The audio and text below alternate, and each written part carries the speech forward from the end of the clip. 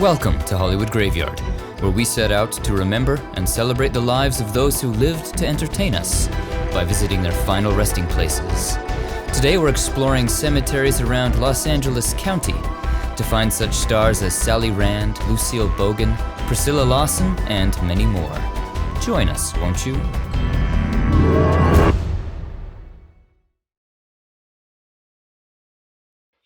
LA County is a big place, and there are lots of cemeteries across the county.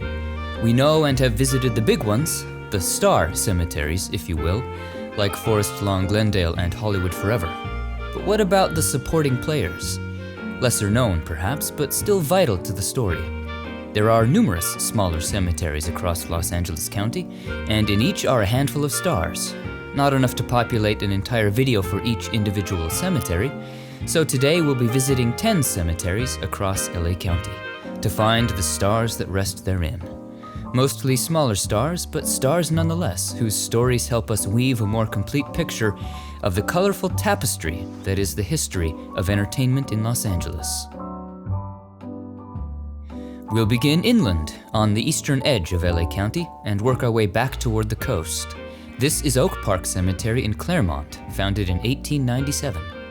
In section 56, near the southern end of the cemetery, we find the grave of Addison Richards. He was another of those actors whose name may have never topped the marquee, but was prolific in his output, appearing in over 400 productions. He began appearing in films in the 30s, like G-Men, Lone Cowboy, and Nick Carter, Master Detective. From the very early days of television in the 1950s, Addison would appear in just about every major show in the following decades. You saw him in episodes of The Millionaire, The People's Choice, Studio One, Schlitz Playhouse, Dennis the Menace, The Untouchables, One Step Beyond, The Loretta Young Show, Alfred Hitchcock, Tales of Wells Fargo, 77 Sunset Strip, My Three Sons, Rawhide, Beverly Hillbillies, and many, many more. Addison passed away from a heart attack at the age of 61. Moving on to the very southeast corner of the cemetery, this is the grave of Michael Alldredge. Like his neighbor here at Oak Park, Michael became a familiar face on television, his career spanning the 70s to the 90s. He had a regular role as Frank in the 80s series Almost Grown, and made guest appearances on shows like Alice, Hill Street Blues, The A-Team, the 80s Twilight Zone, and Dallas. His films include The Incredible Melting Man, and perhaps most notably, playing Tony Montana's lawyer in Scarface. What am I looking at? 5 years. You'll be out in 3. Maybe less if I can make a deal. Michael was just 56 when he died from lung cancer. That's it for Oak Park. Let's hop the 10 west to visit one of the lesser-known forest lawns. If you've driven through Covina along the 10, you've probably spotted the sign for Forest Lawn, with 3 massive statues looming over the sign, like the Colossus of Rhodes.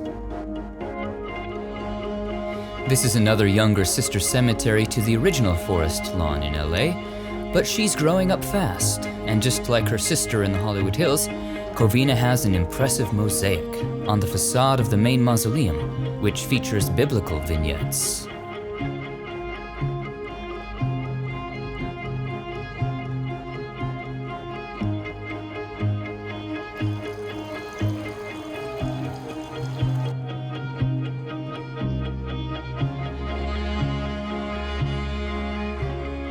We'll begin our exploration of Forest Lawn Covina Hills in the churchyard. Here, just east of the church, is the grave of Mary Ford.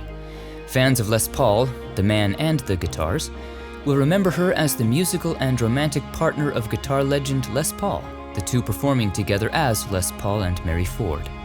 In the 50s, the duo had a number of hits, like How High the Moon and Vaya con Dios, alluded to right here on her marker. Vaya con Dios, my love. Paul and Ford were among the very early practitioners of multitracking, commonplace today. The pair would also star in their own radio and television programs. In 1951, they were among the biggest musical acts in show business, outselling the likes of Bing Crosby and Frank Sinatra. Mary succumbed to complications of alcohol abuse in 1977, passing away at the age of 53. Circling around southeast to Golden Dawn's section, we find the grave of another Mary, Mary King. She was known to young television audiences as Miss Mary Ann, the host of the children's television show Romper Room from 1966 to 1976. On the show, she would teach children to be a do-be, a well-behaved child, as opposed to a don't-be, a naughty child. This is referenced right here on her marker. Also on her marker is an image of her holding her magic mirror from the show to remind people of how special they are. King was a lifelong advocate of children's education. She passed away at age 82. In this same section, but further east, way down the hill, is the grave of Mitchell McDowell, a musician also known as General Kane. He was frontman of the musical group of the same name, which he formed in the late 70s. The band merged elements of funk, rap, soul, and R&B, releasing 6 albums between 1978 and 1987. Among their memorable tracks are the anti-drug song, Crack Killed Applejack, and the romantic ballad, Close Your Eyes. After leaving the music biz, Mitch pursued a career as a bail bondsman. He was murdered in a robbery in January 1992 at the age of 37, a case which remains unsolved. A lot of fast food chains have started in Southern California, but one seems to have become the most closely identified with this area, the quintessential Southern California burger experience. Animal style, if you're so inclined. Harry and Esther Snyder were the founders of In-N-Out. The couple founded the first In-N-Out in Baldwin Park in 1948, as the first drive-through hamburger stand in California. And a stand it was, a mere 10-square-foot building. Harry would visit local meat and produce markets for their burger ingredients, while Esther handled the accounting. Harry also innovated the two-way speaker system, which would allow customers to place an order without having to leave their cars. Over the decades, In-N-Out has become a staple of the Southern California experience. By the time of Harry's death in 1976 from lung cancer, the company had expanded to 18 stores. Esther carried on the business with her sons, continuing the growth and expansion of the chain. She passed away at age 86. Turning south now to Constant Peace section. Up the hill a ways we find Joseph DeSantis. The Italian-American kicked off his career as an actor on the radio, heard on programs like Pepper Young's Family and The March of Time, as well as a role in the nationwide broadcast of On a Note of Triumph at the conclusion of World War II.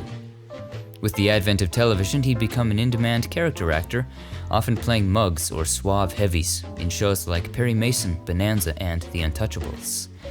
And his films include Deadline USA alongside Humphrey Bogart and Madam X alongside Lana Turner. After retiring, he dedicated his time to another passion, sculpting. He passed away from lung disease at age 80. The easternmost section of the cemetery is Serenity. Not far in from the road is Mickey Jones. He was a musician, the bass player and co-founder of the 70s rock group Angel. The band was discovered by Gene Simmons of Kiss and signed to the same label. And while they didn't achieve the same success as Kiss, they did acquire a cult following. The band released 3 albums between 1975 and 1977, but by the early 80s had disbanded. Jones later formed and provided lead vocals for the Los Angeles band Empire. Mickey Jones was just 56 when he lost his battle to cancer. Our last stop here is in the very southeast corner of the cemetery, way down at the bottom of the hill in Radiance section. Here lies Deezer D. He was an actor best remembered for his role as Nurse Malik McGrath in some 190 episodes of the medical drama series ER. He can also be seen in films like Romy and Michelle's High School Reunion, CB4, and Bones. Deezer D was also a rapper and musician, releasing an album in 2008, delayed but not denied. He was just 55 when he suffered a fatal heart attack in 2021. Moving on to our next LA County cemetery, we travel several miles northwest to Oakdale Memorial Park in Glendora, serving the San Gabriel Valley for over 100 years. It dates back to the late 1800s when the Santa Fe Railroad came through the area and sparked growth and the need for a larger community cemetery. Just one famous name to find here, but it's one you fans of classic burlesque, and I do mean fans, will instantly recognize: Sally Rand. She began performing from a young age as a chorus girl, singing and dancing her way to Hollywood. During the 20s, she acted on stage and appeared in silent films, becoming one of the Wampus Baby stars in 1927. While performing at the Paramount Club, she developed the act for which she would be known for the rest of her life. Inspired by her background studying ballet and a nod to the swan, Anna Pavlova, Sally developed the fan dance, a peekaboo dance in which she performed nude or in a nude bodysuit, depending on the venue, covered only with 2 large fans made of ostrich feathers. In debuting the dance at the 1933 World's Fair in Chicago, she was arrested 4 times for the perceived indecent exposure, though in that venue she wore a nude bodysuit. She gained nationwide notoriety for her fan dance, and soon was performing it in burlesque theaters and stages across the country. Later she would create her equally famous exotic dance, the bubble dance, in which she would perform with a giant translucent bubble.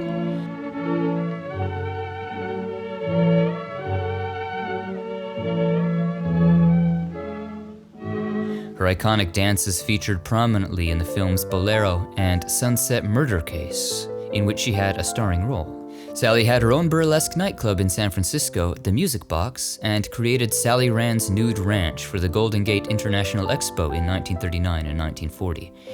Age didn't slow Sally Rand, performing her famously naughty dances into her 60s. Describing her 40-year career, she said, "I haven't been out of work since the day I took my pants off." Sally Rand was 75 when she died from heart failure. Next up is our third oak-themed cemetery of the day, Live Oak Cemetery in Monrovia, also known as Turner and Stevens Live Oak Memorial Park. Let's begin here near the Sunshine Garden Crypts, east of the entrance. Here we find a name familiar to you football fans, Clay Matthews. No, not that one, but his grandfather, Clay Matthews Sr. He played professional football for 4 seasons with the San Francisco 49ers as a tackle. After the NFL, he became a businessman, living to the age of 88. Matthews was the patriarch of a dynasty of football players, whose sons and grandsons have all played in the NFL. Southwest of here is Section G. Not far in from the road we find actor Sailor Vincent, another prolific supporting character with over 200 productions to his name. Known mainly for his roles in television westerns, he would appear dozens of times in shows like Bonanza, Gunsmoke, Maverick, and Death Valley Days, and crime dramas like The Untouchables. He appeared in numerous films in the 30s, 40s, and 50s, mainly smaller uncredited roles, like in Kissin' Cousins alongside Elvis, but also found his way into the credits in films like Woman Trap. Earlier in his career, Vincent was a boxer. He passed away from a heart attack at age 64. Turning west, we reach Hope section. This is the grave of Nobu McCarthy. She was born in Canada and raised in Japan, where she studied ballet and began modeling. Nobu was discovered by a talent agent while shopping in Little Tokyo here in Los Angeles and cast in the 1958 film The Geisha Boy. In the decades that followed, she'd appear in films like Walk Like a Dragon and The Karate Kid Part 2. He ever tell you about how he feels when I leave? One time, he say he love you very much. Perhaps her best-known role is as Masi in 1988's The Wash, which earned her a nomination for Best Female Lead at the Independent Spirit Awards. Nobu would also make appearances on television, on shows like The Love Boat, Perry Mason, and Different Strokes. While filming a movie in Brazil in 2002, Nobu died from a ruptured aortic aneurysm. She was 67. For our last stop here, let's cross the street north to Faith section. Here lies Priscilla Lawson. A generation of sci-fi fans fell in love with the exotic Priscilla as the sultry and scheming Princess Ara in the Flash Gordon serial of the 1930s. Tell Vulcan you love him, and I can save Flash. If you give him up, I can make him a king. If you do not, he will pay for your selfishness with his life. Beyond Planet Mongo, Priscilla can be seen in films like Rose Bowl and The Girl of the Golden West. She retired from the screen after a small role in 1941's Billy the Kid, and passed away from a bleeding ulcer in 1958 at just 44. The sun is setting on this day, but there's still much more of LA County to explore. Our journey through Los Angeles, the county, has brought us right back to Los Angeles, the city, or the city of Los Angeles, if you like. We're at the Los Angeles County Crematorium and Cemetery. It's adjacent to Evergreen Cemetery, which you'll recall we briefly discussed in that video, because the land for this cemetery was donated to the county by Evergreen for burial of unclaimed remains. Individuals whose remains go unclaimed, often indigents or those with no next of kin, are cremated and held for a period of 5 years. If the remains are not claimed in that time, they are buried in a community plot by year. The community plots are slightly larger than an average plot and can hold between 1,000 and 2,000 sets of cremated remains. There are a couple of Hollywood actresses of yesteryear buried in these community plots. This section here approximately corresponds to the early 1940s, when Rita Hoyt died. Rita was an actress best known for her work on stage in the early 1900s, like Irving Berlin's Music Box Revue. As most did in that era, she made her way to film, debuting in the 1926 film The Non-Stop Bride, and going on to appear in the films The Lily and Better Days. But her career was cut short in 1942 when she died at the tender age of 29 from cirrhosis of the liver. She was cremated and buried here in the common grave. Heading over to the northern fence, we find the section marked for 1965. Herein lies Greta Meyer. The German-born character actress was known for playing mothers, landladies, domestics, and the like in close to 80 films between 1917 and 1944. These include The Match King, The Great Waltz, and 1933's Fog. Greta passed away in 1965 at age 82, her cremated remains buried here in this plot.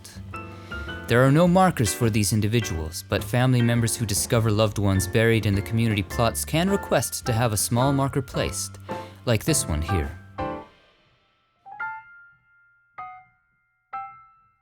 Let's turn the compass south now and visit Compton.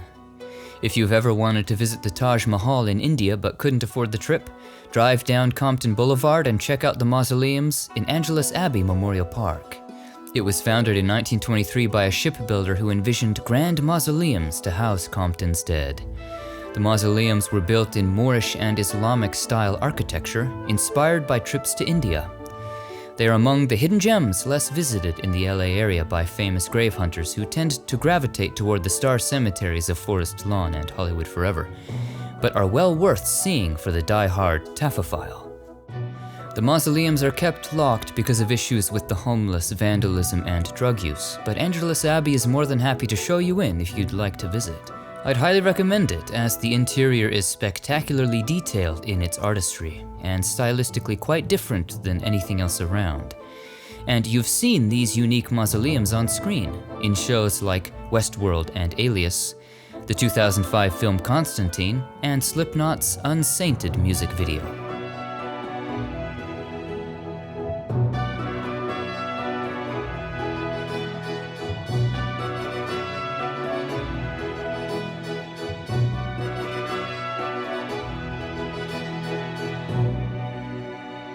Now then, let's find a few entertainers here at Angelus Abbey. We'll begin by heading into the Mausoleum of Love, Building 8, where we find the crypt of Peggy O'Dare, real name Ella Wells.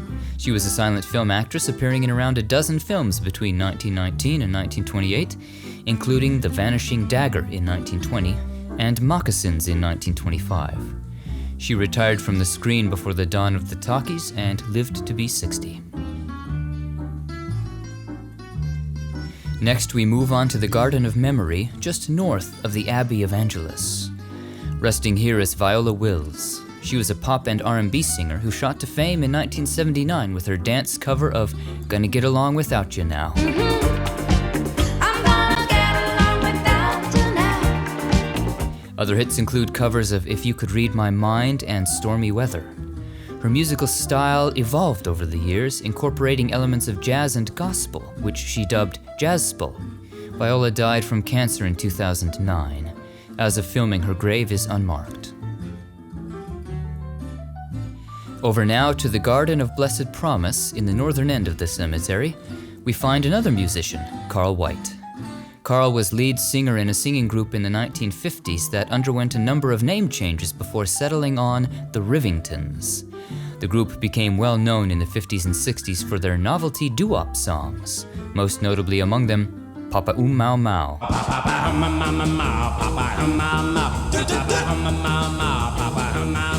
And The Bird is the Word.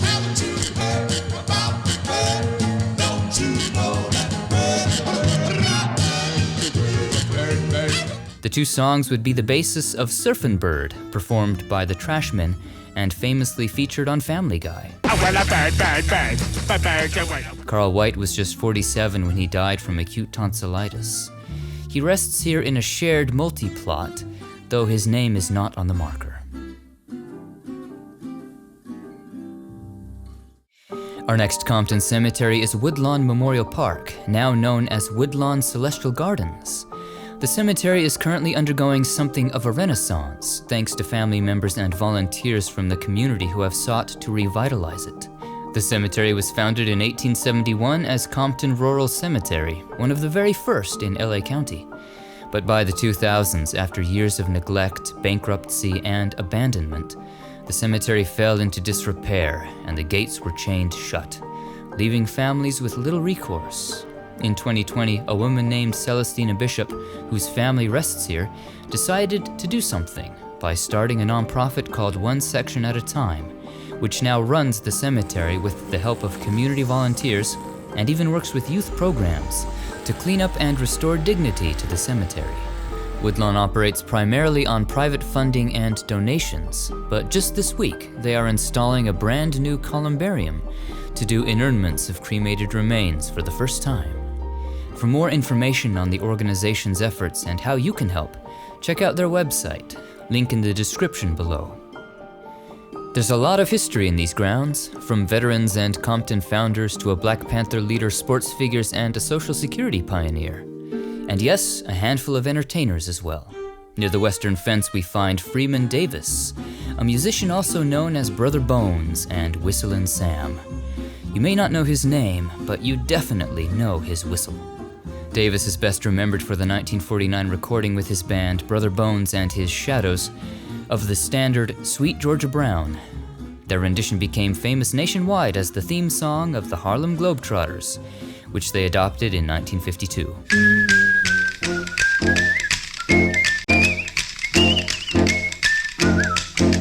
Despite the notoriety of the song, Davis remained relatively unknown throughout his life. He earned the nickname Brother Bones for his playing of percussive bones, a rhythmic instrument carved from animal bones or ivory, which also feature prominently in Sweet Georgia Brown. Davis would also make an appearance on film, alongside Scatman Crothers in 1951's Yes Sir, Mr. Bones. He lived to be 71. A little further east, just past the wall, is Section 3-2. Here we find a child actress named Paralee Coleman. Young Paralee started acting in 1926 when she was around 2. She would appear in close to a dozen films, mainly shorts, between 1926 and 1937. Fans of the R-Gang shorts of the 20s remember her as Pleurisy, the younger sister of Farina. Other films include Uncle Tom, The Rodeo, and The Burglar. Little is known about Paralee after she retired from acting in 1937. She was just 41 when she died, and her grave here at Woodlawn remained unmarked until 2021, when fans organized a fundraiser to have this lovely marker placed for her. Near the eastern end of the cemetery in Section U is Fritz Truran. As you may have surmised from the bucking bronco on his marker, Fritz was an award-winning rodeo performer in the first half of the 20th century. In 1939 or 1940, he won the all-around bronc riding championship at Madison Square Garden, and in 1941 won the coveted Sam Jackson Trophy. His skills led to him performing in films as a double for cowboy actors like Gene Autry and Dick Foran. After the outbreak of World War II, Fritz enlisted in the Marine Corps.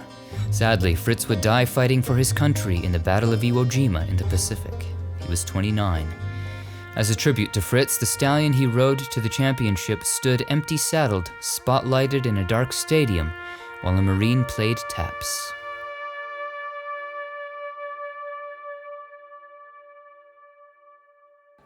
Across the street from Woodlawn is Lincoln Memorial Park in neighboring Carson. It pays homage to our 16th president, Abraham Lincoln.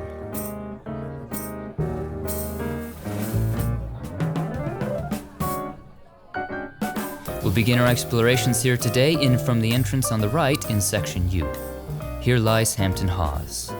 He was a noted jazz pianist whose trio found fame in the 50s and made some of the finest West Coast jazz recordings of the age. He'd win the New Star of the Year award in 1956, but a heroin addiction would land him a 10-year prison sentence in 1958. While serving his sentence, he made a personal plea to President Kennedy in 1961 for a pardon, which was granted. After his release from prison, Hawes continued performing and recording, releasing dozens of albums. He released an award-winning memoir, Raise Up Off Me, in 1974, but died suddenly from a brain hemorrhage just 3 years later at the age of 48. He rests here with his father. Continuing into the cemetery, we reach the mausoleums. On the west wall, we find the crypt of Willie Egan. He was a rhythm and blues and boogie-woogie pianist, singer, and songwriter in the 1950s. He was a critical darling, but didn't enjoy much commercial success in his prime. His best-known song is Wear Your Black Dress. Willie would enjoy something of a comeback in the 1980s when his music was rediscovered in Europe and surged in popularity. He found himself performing in London and back in the recording studio for the first time in decades. Willie died from cancer at age 70. Let's head to the lawn across from the mausoleums. Near the middle is the grave of Gladys Bentley.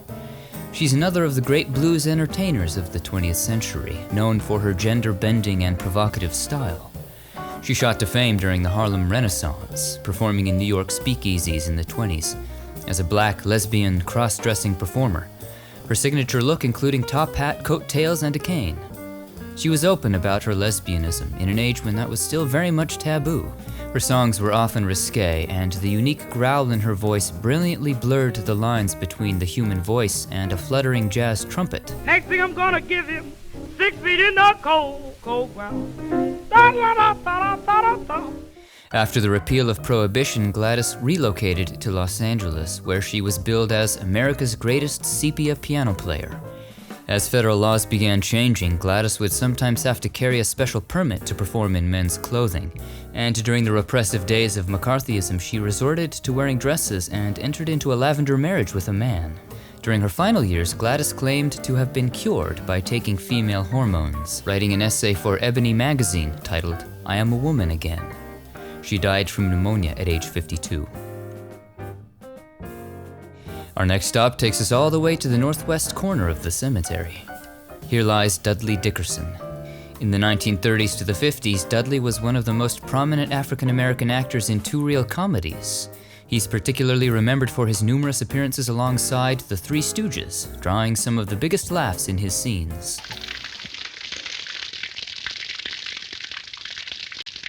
This house is sure gone crazy. Dudley would also receive featured billing in a number of Hugh Herbert comedies, and also appeared in several episodes of Amos and Andy. Dudley retired from the screen in 1959 and passed away from a brain tumor in 1968 at age 61. Circling back around to the east, we reach the lawn on the other side of the mausoleum.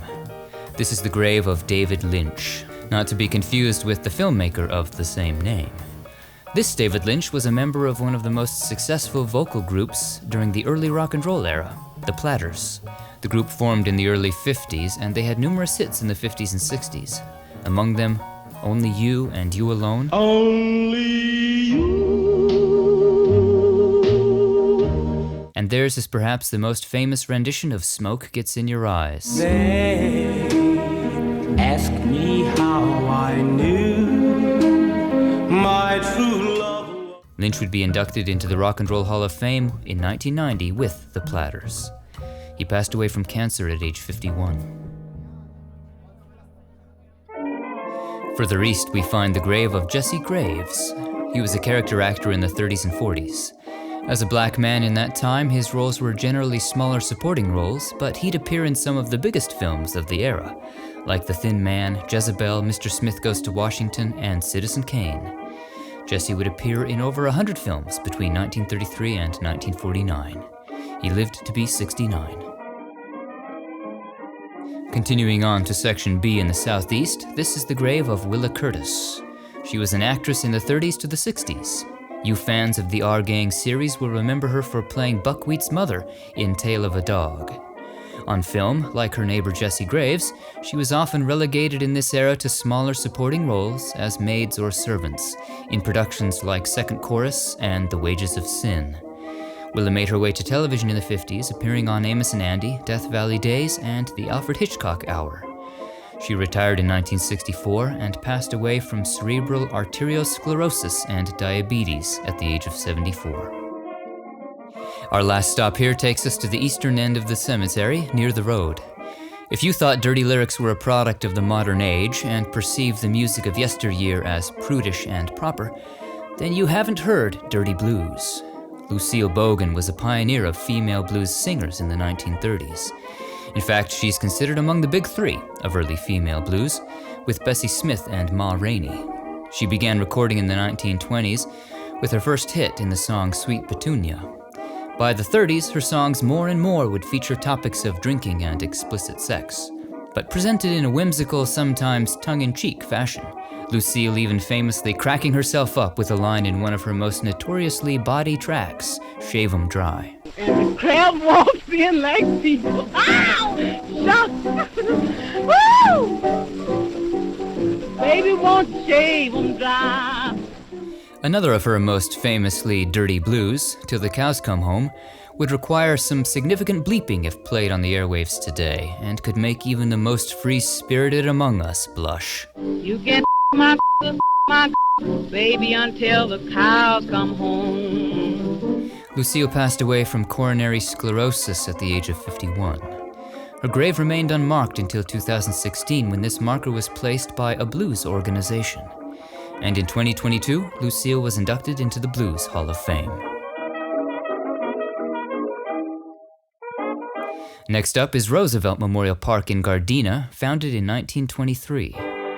Our first stop here is not far in from the entrance off of Vermont Avenue, north of the road.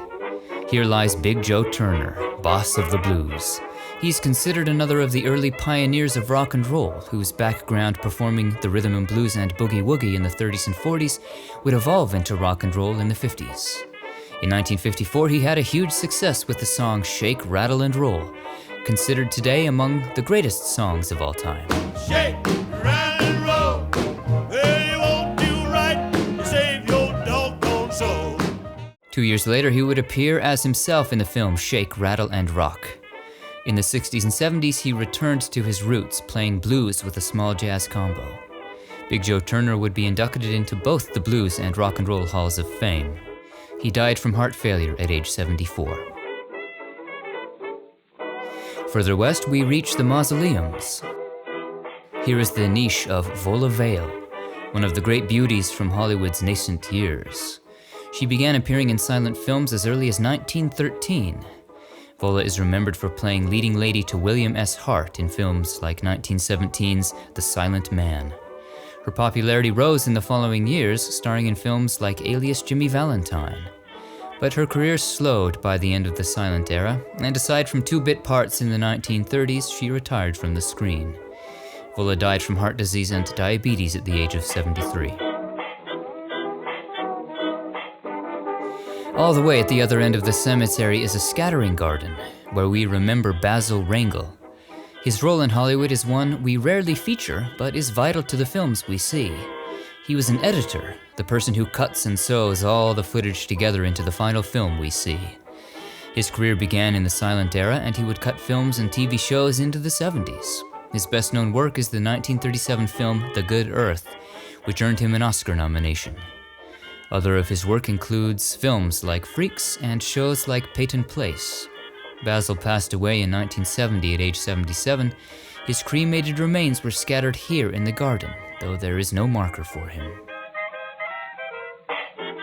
One more famous grave here at Roosevelt takes us to the southern end of the cemetery. Earlier we found the man who whistled the Harlem Globetrotters theme. Well, now we find a man who played for the team. Here lies Boyd Bowie.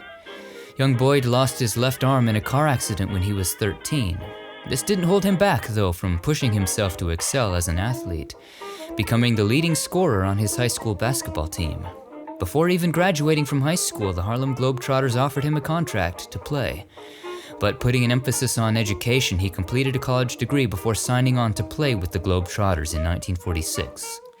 Over his 9-year career, he'd be one of the most accurate jump shooters on the team, all with just one arm. His scoring acumen earned him the nickname, the One-Armed Wonder. Later, he would even start his own team, the Harlem Stars, headquartered in Compton. Boyd lived to be 73.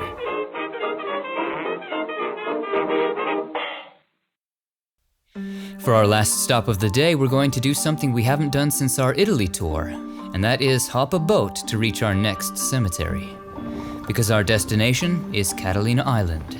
Yes, there are a couple of famous graves on the resort island, which is just off the coast of Los Angeles and is a part of LA County. So wave goodbye to Long Beach and wave hello to the dolphins who are joining us on our tour today. As we approach the island, let us remember Natalie Wood, who tragically drowned in these waters almost 42 years ago. Welcome to Catalina Island and the city of Avalon. Heading up a quiet island road, we reach Avalon Memorial Cemetery, a humble little cemetery surrounded by miles of green hills. Our first famous grave here is just west of the main gate, along the northern wall. Here lies Nita Bieber. She began her career as a dancer, touring with USO troops to entertain the troops. She then began appearing in films. Notable among them were Rhythm and Weep alongside the Three Stooges, Summer Stock alongside Judy Garland, and the Bowery Boys film Newshounds. In the 1950s, she formed her own dancing group called the Nita Bieber Dancers, which would perform both on stage in Las Vegas and in television shows like the Colgate Comedy Hour. Nita Bieber lived to be 92. And finally, southeast of the main gate, we find actor, comedian, and intellect Doodles Weaver. He began his career as a comedian on the radio in the 1940s on Rudy Valley's program and Kraft Music Hall. He specialized in manic sports commentary, a routine he would take with him when joining Spike Jones and his City Slickers, a musical comedy group. New Jan still out in front. Apartment house is second with plenty of room. Assault is passing battery. Assault battery! He's also remembered for novelty recordings of songs like Eleanor Rigby. Doodle's early appearances on television prompted NBC to give him his own variety show in 1951, The Doodles Weaver Show, and in 1965 he starred in another series of his own, A Day with Doodles. His television guest appearances include in Batman and The Donna Reed Show, and on film you saw him in Alfred Hitchcock's The Birds. As his health began to fail later in life, Weaver took his own life with a gun at the age of 70. If the name Weaver is familiar to you, Doodles was the uncle of actress Sigourney Weaver. May his name live on forever. And that concludes our tour. What are some of your favorite memories of the stars we visited today? Share them in the comments below, and be sure to like, share, and subscribe for more famous grave tours. Thanks for watching. We'll see you on the next one. Not a grave, but this monument commemorates one of Avalon's most famous former residents, a seal named Old Ben, who lived in the early 20th century. He was unusually friendly and something of a star himself, who loved to pose for the camera.